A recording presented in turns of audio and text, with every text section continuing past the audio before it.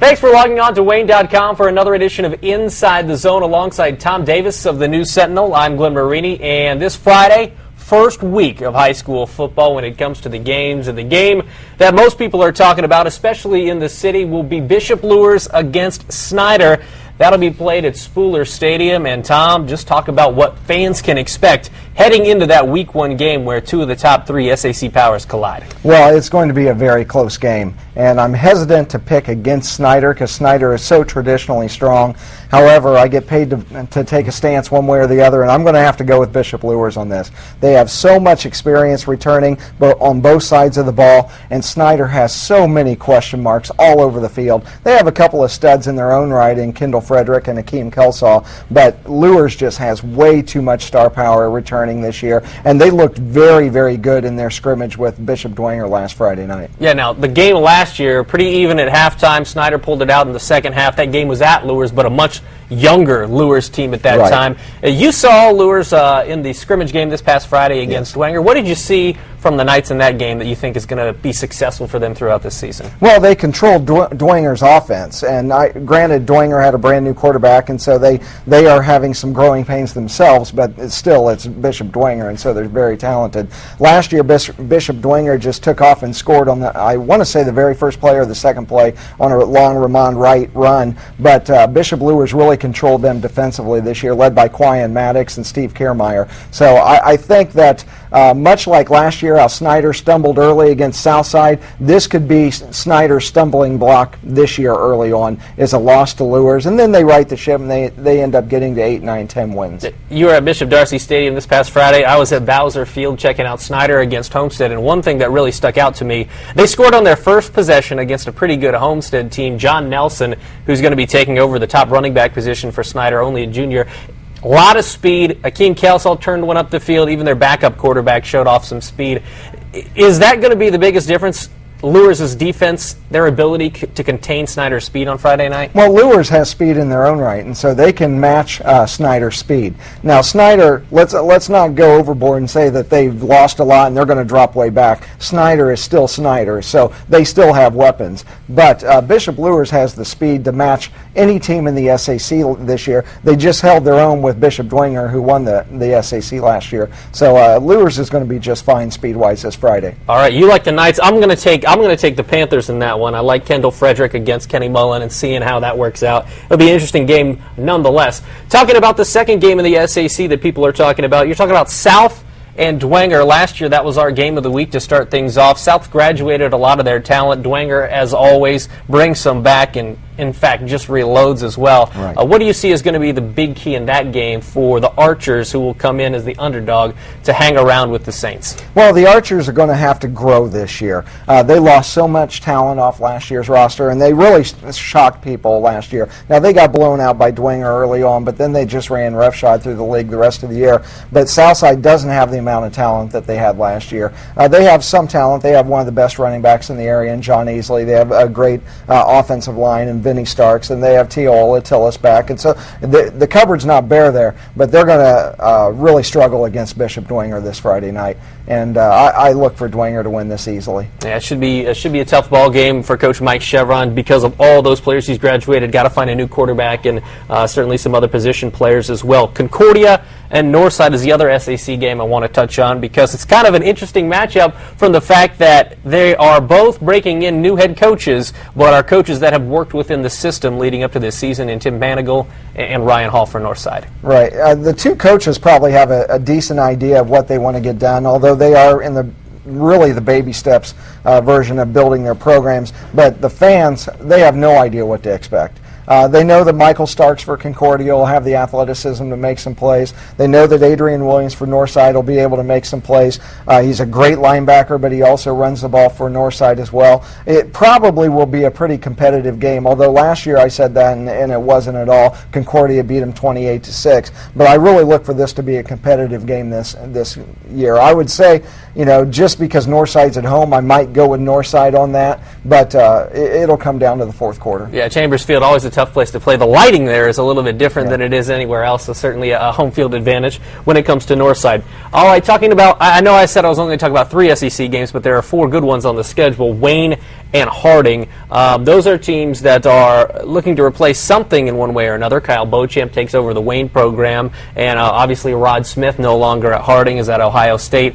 What do you see as this game? Because in a sense, for both teams, it seems like it's going to be a feeling out process. Well, it is, but Wayne has a lot of veterans coming back, and so I don't think that Wayne's going to struggle. Yes, they're breaking in a new coach, but Kyle Beauchamp's just going to continue what Larry Getz built there. And they can run the ball, and they play great defense, and so that bodes well for Wayne.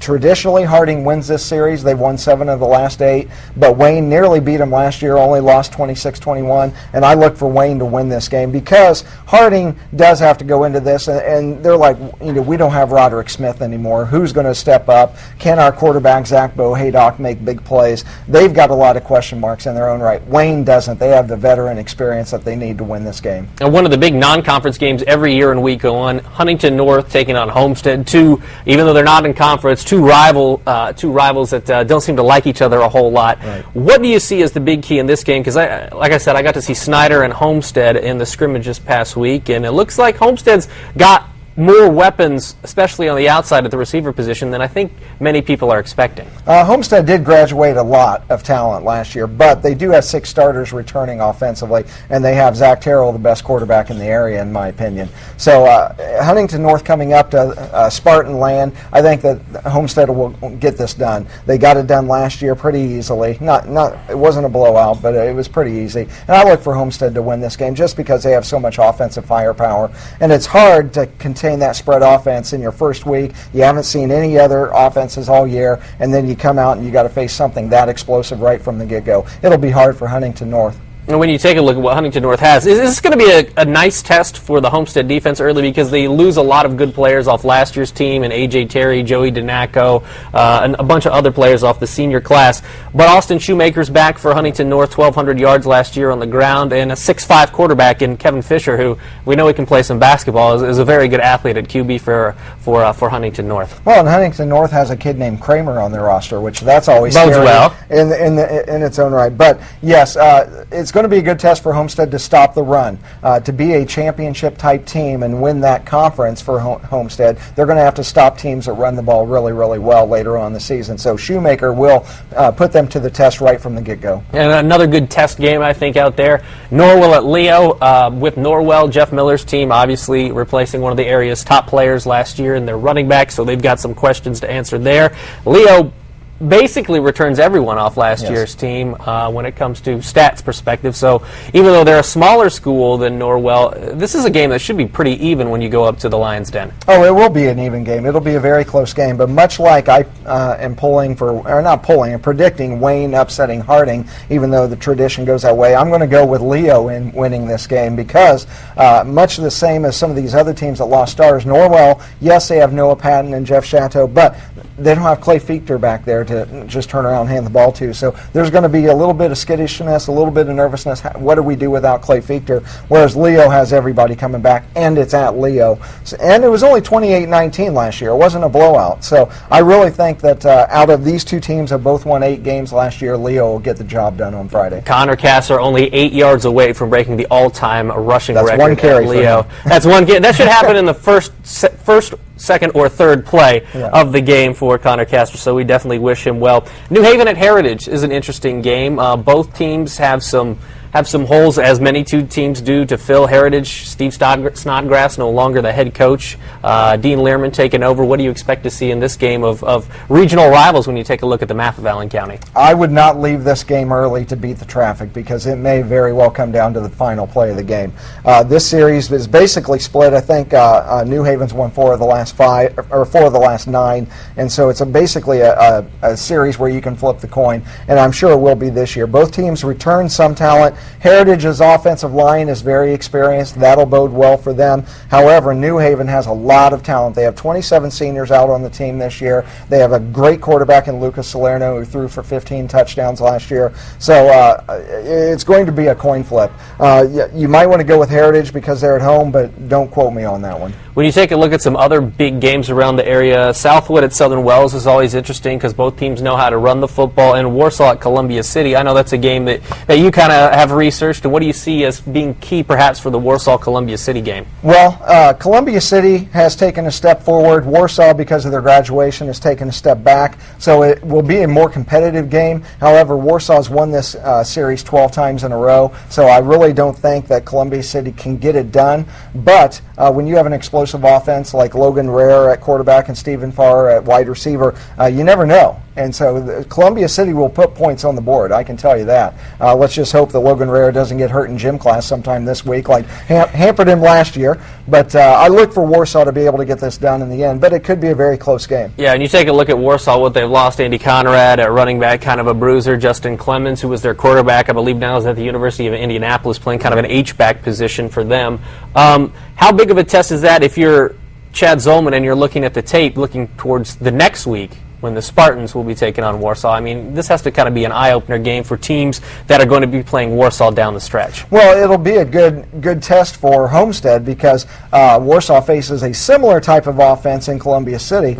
Columbia City's going to throw the ball a lot, and Homestead's going to throw the ball a lot. So for Warsaw's standpoint, it'll help them that they've already seen a throwing team. Now, let's say they went up against Belmont or something that first week where they're just going to run the ball down your throat. Then, they might struggle against Homestead next week. But this at least gives the Tigers 1 week of reps against that type of an offense. So it probably is an advantage to Warsaw that they will see this offense early. A final question. Talk about, as a fan, what do you think the expectations are for this coming Friday night? If you were a fan, what are you looking most forward to about Friday night here in Northeast Indiana?